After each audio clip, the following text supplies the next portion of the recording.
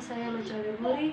Saya mahasiswa dari Universitas Pembangunan Indonesia Manado, Fakultas Keperawatan, kelas A5 Keperawatan semester 1. Tujuan saya dalam pembuatan video kali ini untuk memenuhi tugas ujian akhir semester mata kuliah konsep keperawatan 1 oleh Nurse Engrinindi Escape MKes.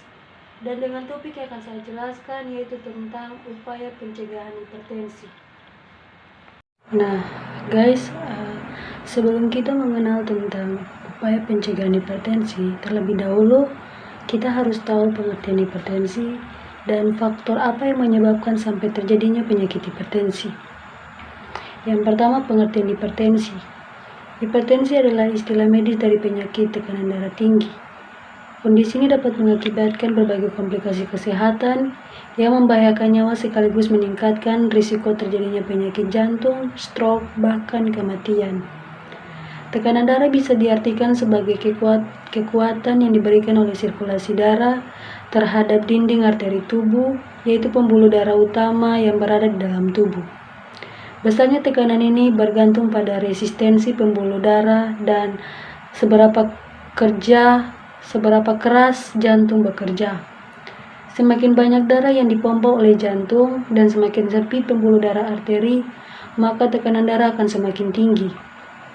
Hipertensi dapat diketahui dengan rutin melakukan pemeriksaan tekanan darah.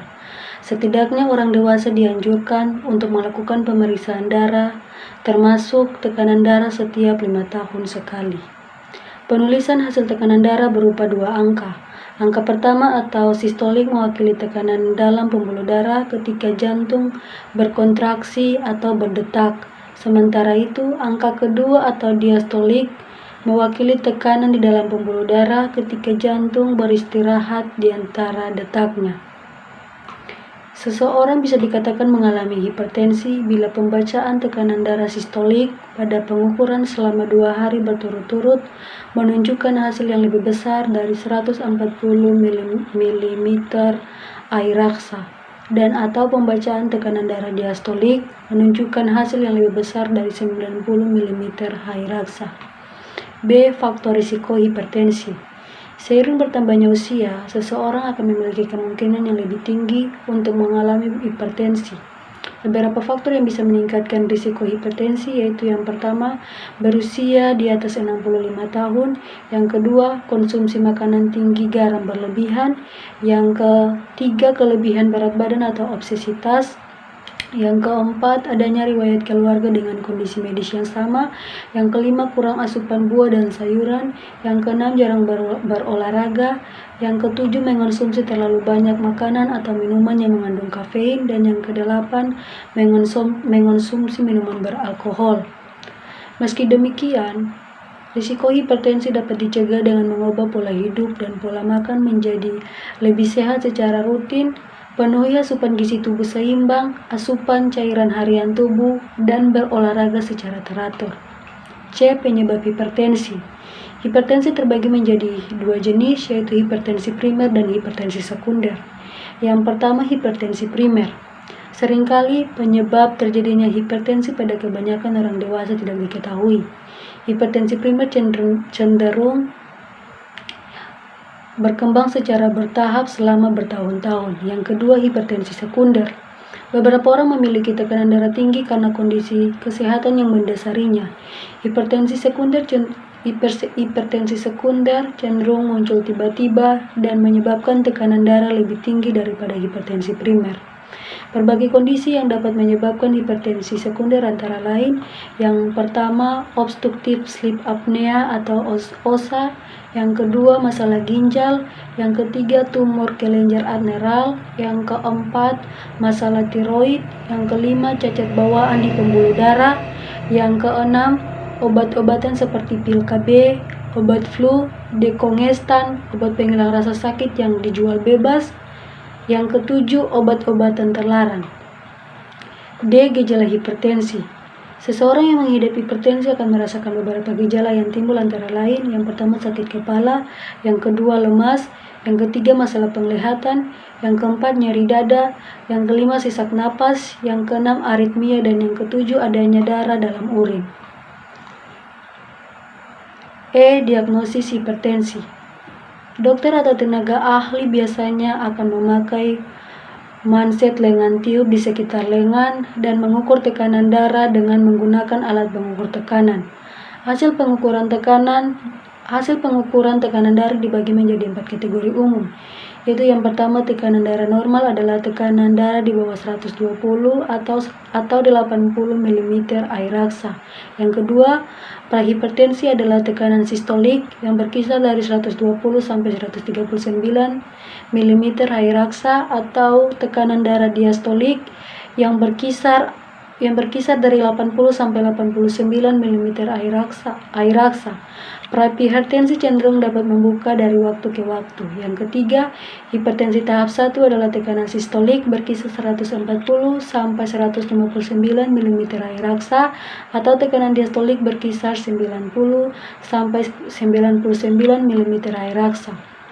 Yang keempat, hipertensi tahap 2 tergolong lebih parah. Hipertensi tahap 2 adalah tekanan sistolik 160 mm air raksa atau lebih tinggi, atau tekanan diastolik 100 mm air raksa atau lebih tinggi. Pengobatan hipertensi. Sebagian pengidap hipertensi mengonsumsi obat seumur hidup guna mengatur tekanan darah. Namun jika tekanan darah sudah terkendali melalui perubahan gaya hidup, penurunan dosis obat atau konsumsinya dapat dihentikan.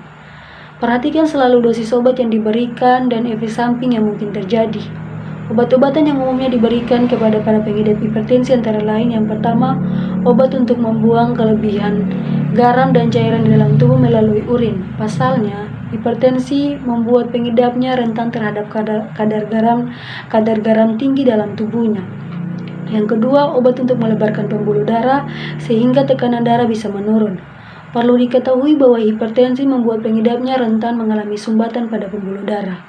Yang ketiga, obat yang bekerja untuk memperlambat detak jantung dan melebarkan pembuluh darah.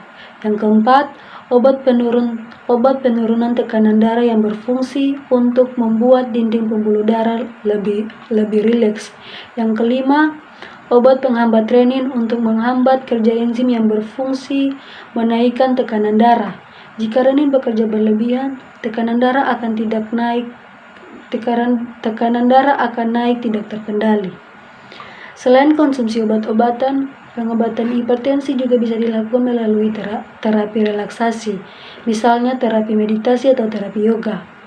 Namun pengobatan hipertensi tidak akan berjalan lancar jika tidak disertai dengan perubahan gaya hidup seperti menjalani pola makan dan hidup sehat serta olahraga secara teratur.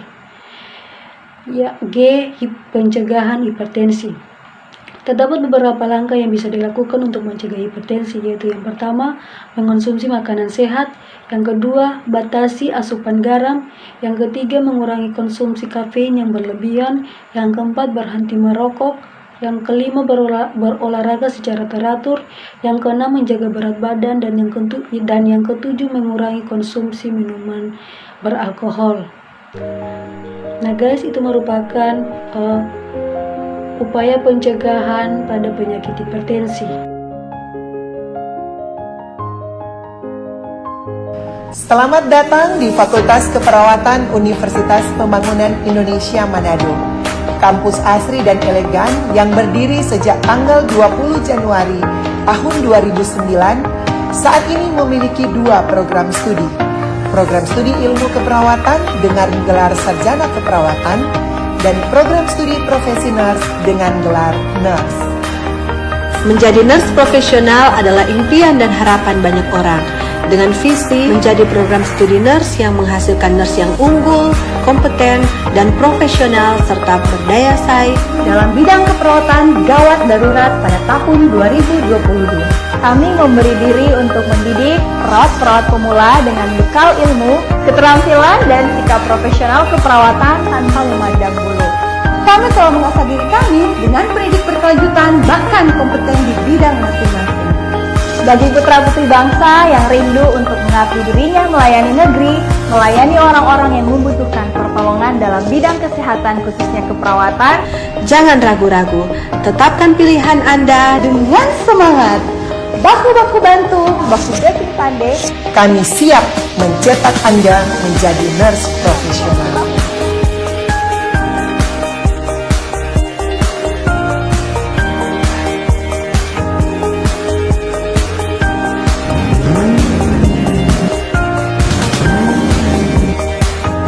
Kiranya program studi nurse dapat mencetak perawat yang profesional dan berkompeten di bidangnya, serta memiliki etika dan moral yang baik dan bertanggung jawab, juga dapat bersaing secara global maupun internasional dan selalu menjaga nama baik alma mater Proses Pembangunan Indonesia. Harapan kami di mana ketika melaksanakan asuhan keperawatan sesuai kompetensi, maka semua ilmu yang didapat terutama dalam praktik profesi nurse di rumah sakit itu tetap dikembangkan. Halo, selamat siang semuanya. Nama saya Devin Kuntukahu.